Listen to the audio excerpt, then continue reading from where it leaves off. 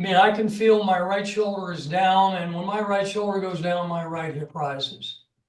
And when you put the bar on your hips, I have the tape again on my what's called anterior iliac crest and on my shoulders. I have, these are just anatomical landmarks for you to follow today as we go through this. But you'll notice how far down that bar is when I attach it, okay? The measurement system is going to be very important. This measurement system, for example, as I stand here and I relax, you can see the rotation I have in my hips. Now, if I'm tense, I can turn and tighten up my thighs and stay totally square. But when I relax, this is really what we're looking for. When I bring my elbows on my chest wall, leave them there, and I'm getting two measurements here. As I drop my hand, you can see my trail hand is above my lead hand, which is basically anytime your right hand is up, left hand's down, your hips are rotated left. Anytime your right hip or your right shoulder's down, right hip is up, your hips are rotated left. If you look at me face on, you'll notice that my left hand internally rotates more than my right. So the face on, when I drop my hands, you can see my right hand, this hand is higher than the other. And you'll notice when I bring my hands up, my right hand is lower. It's lower because it is measuring the height of my hips and my shoulders. Right shoulder down, right hip up. Now, if you have equal, I've referred to as crunch factor here, your hands might be pretty close. But we're going to show you how we're going to level the hips and level the shoulders today. That is what is left to eliminate what we talked about the last time as the piston movement of the hips as I walk, shoulders and hips are moving up and down. So if I take, well, back, this is rotational plane, okay? This is rotational plane. Anything moving and rotating parallel to this is on your rotational plane. So when I take a step forward, you can see the rotation of my hips. Anything moving in this direction, forward or backward, is called the sagittal plane, okay? Forward and backward, and we'll talk about the muscle slings that impact that. We're going to correct two of them today. So now that as you're looking at me face on, if I take a step forward and I look down, my right knee is out. It's headed in my inside of my right foot. I take a step forward here, I still get rotation, but my left knee is right over the middle of my foot. You're going to find that again, anytime we have hip rotation, that is going to create a movement of the knee. We talked about the injuries that will occur. When we finish today, when you're walking, standing, whatever, both knees will be right over the middle of your feet, which is very important in alignment of the kinetic chain. So we're going to look at segments of the kinetic chain. We're looking at a rotational plane coming out everything from the pelvis to the spine, but it goes all the way to the floor, as you've seen in some of the balance measurements. The other thing that we talked about the last time, but I didn't show you the results at the end, would be the knee pronation. But also, as I stand here, let me take this off for just a moment. The carrying angle. The carrying angle, if I go into posture here, you'll see the angle of my right arm is well out. Okay, this is disrupting my core symmetry. So by the time we finish just the first part of the exercise today, you'll see that my carrying angle is going to be the same on both sides, which is really, really important in terms of motion movement, whether it's rotational, sagittal, and the other plane of motion we have not addressed is, this is called the frontal or coronal plane, goes this way. Anything parallel. So that's where we get rise of the hips, drop of the shoulder, it is on the coronal plane. So we will talk about how to correct that today as well. 6 inches, and I'm going to do the Wright Balance Express at 6 inches with this disrupted core. So extend your arms forward, roll your shoulders toward your sternum. Inhale through your nose, deep breath. And exhale through your nose. In through your nose. Exhale through your mouth. Sorry. In through your nose. Exhale through your mouth. One more. In through your nose. Out through your mouth. Now, keep the shoulders rolled toward the sternum. It doesn't have to be tight. It's an isometric position. Now, all we're going to do is add a little bit of knee flex. In through the nose. Stay totally relaxed as you roll. Shoulders forward. Don't bring your shoulders up, just roll them toward the sternum. In through your nose, out through your mouth.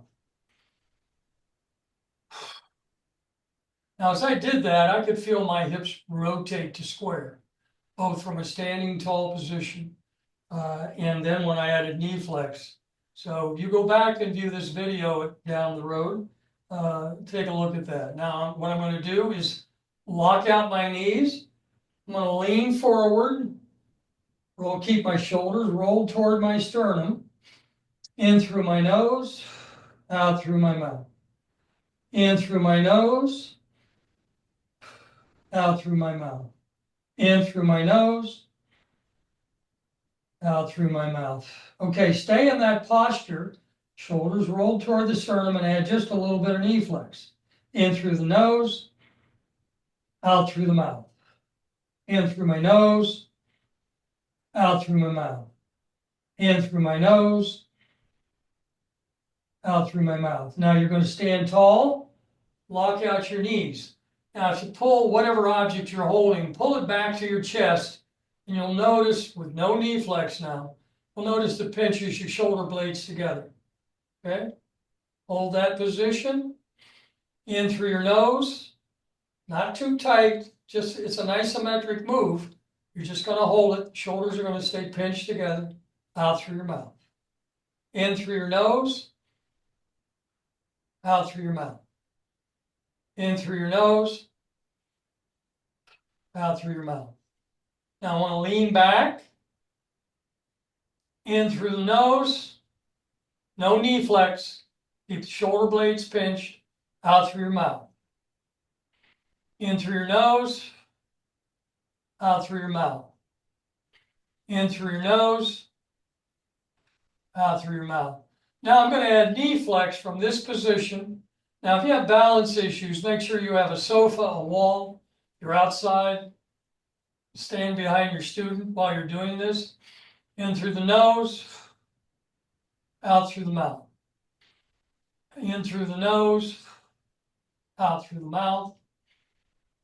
In through the nose, out through the mouth. Now, we take 3 breaths because it takes about, the average person should be 3 to 5 breaths in 30 seconds, but your average person, 3 breaths is going to take about 10 seconds. And so we have a hold. We've gone through 8 positions, 80 to 90 seconds. You're going to have your body in the balance we are in now. So if you look at me from the side, no knee flex, standing tall, my hips are absolutely square. If I add knee flex, my hips are absolutely square. If I stand tall and look straight ahead, notice how my hands hang exactly the same. If I add knee flex, they continue to hang absolutely the same. So I have balanced the core in a static position. However, if you look at my hips and shoulders, my shoulder is still down. I can feel the length of my hand down my pant leg here. So my right shoulder is still down, and that, if you look at my hips as they're marked, you likely can tell right shoulder's down, right hip is up. So in a static position, we're going to correct that. We did this the last time. So if I lean on the wall, no knee flex. Well, first of all, no knee flex impacts the back. My shoulder height is impacted by the back of my sling. Okay, my oblique sling is impacting the back. So no, we're going to go through this first with no knee flex. I lean in and my hips are absolutely square. I have no issue here. We talked the last time about all of us have one side of the body that's stronger than the other. My left side, right hand dominant, is stronger than my right side. So ideally you're able to see me here. No knee flex. Go to the wall and look where my hips go. Look, if you ideally you can see this rotation. Now you can do one of two things. You can hold this position. It will slowly correct. I do one arm push-ups here. And please watch that bar, watch the white end of that bar, and you'll see it rotate to square. No knee flex, by the way. Okay? Now, if you look at my shoulders, no knee flex. I can feel it in my hands at my side, bring my arms down, bring my fist up, and they are exactly the same height. So my shoulders to you on that screen ought to look pretty level. Okay? Now, watch what happens when I add knee flex. Shoulders stayed level, but my right hip came up. Do that again. Here I am, no knee flex, shoulders are level, add knee flex. Okay, I don't know if you can tell the bar just rotated up on the right side a little bit. My shoulders are still level, but my right hip is still high. So how do I correct that? Well, let's take a look at the left side. No knee flex, add knee flex, bar stays square. No knee flex, add knee flex, bar stays square. Why? Because my left side's stronger than my right. I go to the wall now. You saw the rotation with no knee flex. Now I add knee flex and I have rotation. I'm going to correct that now. So you have knee flex impacts the front, which is the trail, which is my hips. No knee flex impacts the back, which is creating that shoulder change. So I'm going to do one arm push-ups with knee flex until I get square.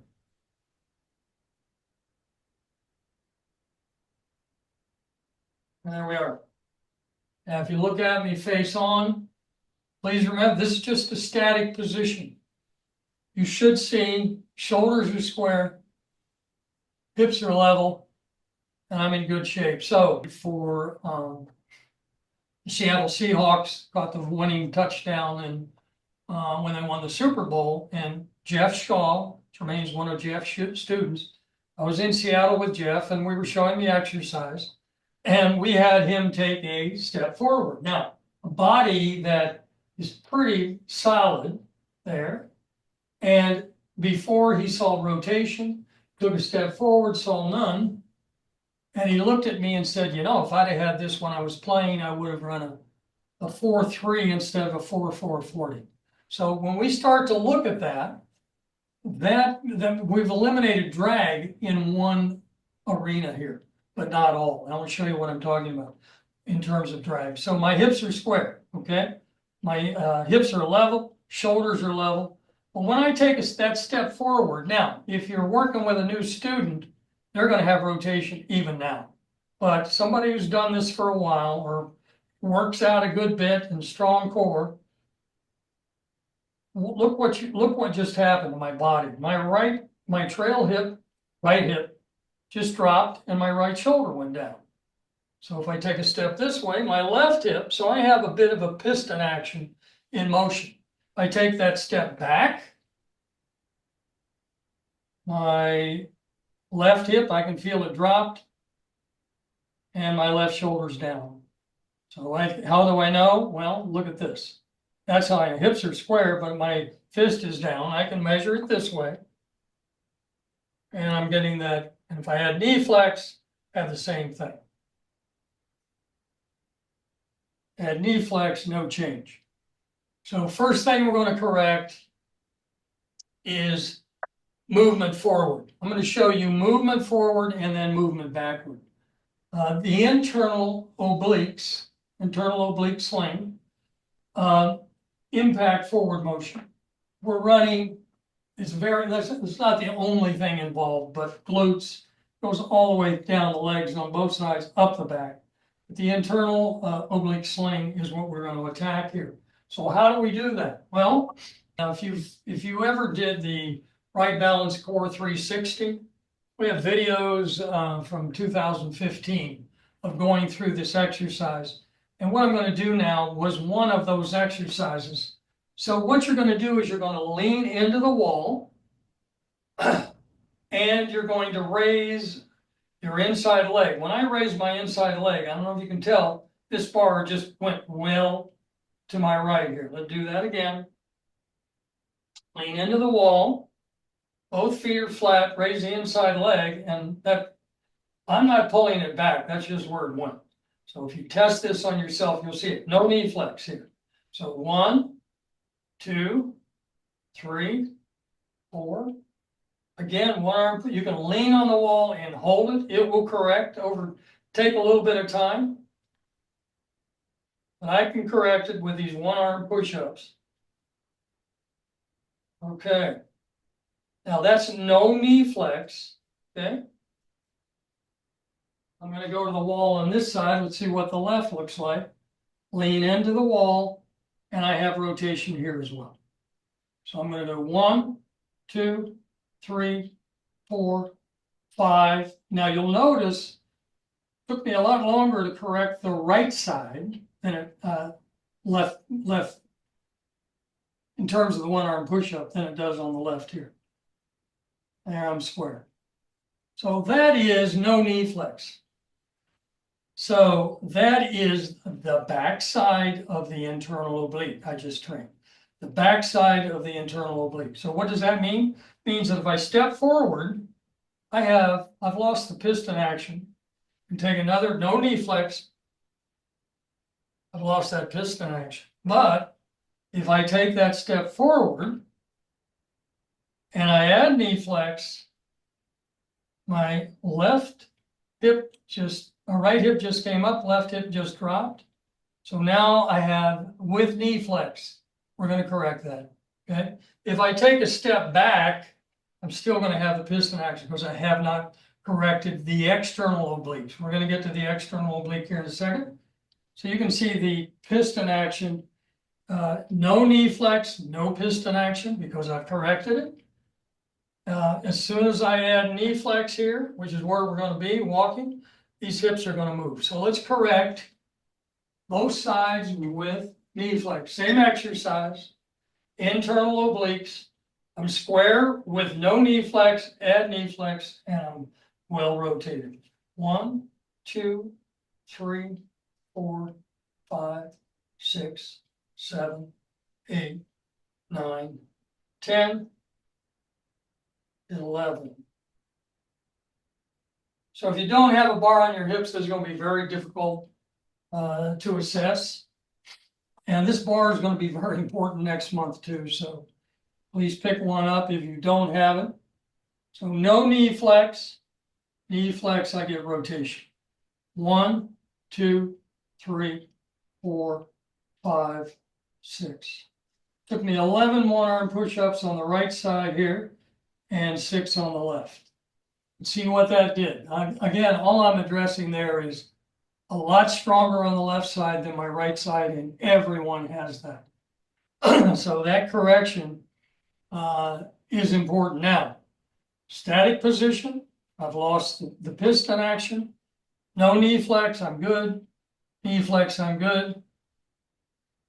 Hip stay square. I've eliminated another component of drag. Now, that is the internal or posterior obliques, okay? I had to work both the front and the back. I worked the front with knee flex, I worked the back with no knee flex. So as I do the exercise. And we talked before whether you're doing, unless you're on a machine that has you seated, calf raises, toe raises, whatever, You want to do them with and without knee flex. Planks, you want to do with and without knee flex, and then balance subsequently. So in the months ahead, we'll take one exercise a month. Start with a square core. We'll do the exercise, and we'll take a look at how to correct it. All right, now we need to do the external obliques or anterior obliques, okay? Because, as you can see, I have absolutely no piston, no rotation, no piston action, nothing, okay? Until I start, take a step back, right hip went up, left shoulder went down. We're not going to do too much backward motion, but we do want to correct it. Because any tension you leave in the core is a potential for disruption, meaning that it's going to take you out. It's going to eliminate the symmetry of the kinetic chain. Okay, so step back. You can see, so this is coming out of the anterior external obliques. Okay, anterior external obliques. And each step I take, I get the piston action here, piston action here. You can see just we're getting up and down. And again, that's on the frontal coronal plane. All right, we're going to correct now we're going to correct anterior external obliques. And how we do that is no knee flex. So we're going to, this inside leg stays very straight and lean on the wall, and I have a good bit of rotation in my hips as I do. Okay, and 1, 2, 3, 4, 5, 6, 7, 8, 9, 10. Okay, and 10 on the took 10 to correct on the right side, and 1. I have a good bit of rotation here too, not as much as I did 3, 4, 5. You know, and I find this very consistently that my left side's about twice. I would interpret that as 10 and 5, twice as strong as my right. And looking now at how can we catch up? How can I get that strength back? But at my age, you're looking at 75 plus years. Quite a few pluses there, of activity as an athlete, disrupting my core. Your younger players will probably be a lot easier to correct, I'm guessing, because they don't have the history of overuse in one particular subregion. So what I just did was I corrected the external obliques on the back side. They're still in the anterior, but the back side of that anterior oblique. So if I take a step back with no knee flex, I get no hip movement. My shoulders remains very square. No knee flex. And of course, you're not going to walk like this forward or back, but it's just to illustrate. I have only impacted the back side of my external obliques on the front. I add knee flex here, and my right hip goes up, and I actually got a little rotation of the hips there. And so if I take a step back, level, add knee flex, and you can see the right hip rise, left shoulder down. So we're going to correct that very simply. We're going to go to the wall, raising the outside leg off the floor on left side foot, totally square, add knee flex, and I have rotation. Now I'm going to correct that rotation with push-ups here. And once again, I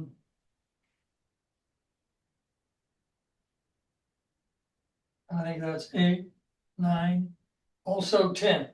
I remember when Anne Marie was in the lab 2015 or so, and we would have our students lean on the wall because they, with shoulder issues or whatever, couldn't extend out. Put a pillow if you need to do that. If you have a student, older person that has some shoulder issues, you can lean, leave the bar on, and just pull it out so you'll be able to see the rotation. Okay, now we're going to correct on left side. Raise the foot on the outside leg. I see rotation here. Once again, I'm at about 5 here and I'm square. So what does that mean? It means that I have completely lost the piston movement, going forward here, adding knee flex. See, there's absolutely no movement of the shoulders and hips up and down. What I believe, we haven't had an opportunity to test, that now walking on the golf course, once we've corrected all of this, we're going to have less chance of impacting the rotational plane. What I'm anxious to do is test runners, sprinters. So I want you to stand tall now and just relax. And at knee flex, my weight just went right to my heels. Went right to my heels. So that is what 6 inches will give you. As I take that step forward and I step into this, no movement, but also this, my knee is right over the middle of my foot. I've lost that knee pronation. Supination's out, pronation's in. I've lost that knee, supination, pronation. I had pronation and it's gone. And whether it's running, walking, whatever, if you're playing defensive back, you are going to be moving on, talking about football, obviously, or even soccer, you're going to be moving backwards. So these positions are so very, very important in alignment of the kinetic chain. Now, the other thing we did is when I get set in posture, my carry angle is exactly the same on both sides. Another huge benefit of having a balanced, symmetrical kinetic chain. So our goal with all of this is to determine what does an exercise do to all of these. And the measurements, as you'll see, are going to be pretty simple. It'll be, I won't say a quick test, but you go out, spend your day, whether anything from vacuuming to mowing the lawn to running to playing around the golf to working out in the gym, you can come home and be able to correct immediately. When I work out here, I'm doing planks, I'm doing toe raises, I'm doing curls, I'm riding my bike. All of these factors will disrupt the core. I believe that once we have, and you'll see at the end of the month, when we get into the longitudinal sling, goes from the top of the spine down into the glutes, into the legs. When we start to correct the longitudinal sling, I believe we're going to have a core that will last a lot longer.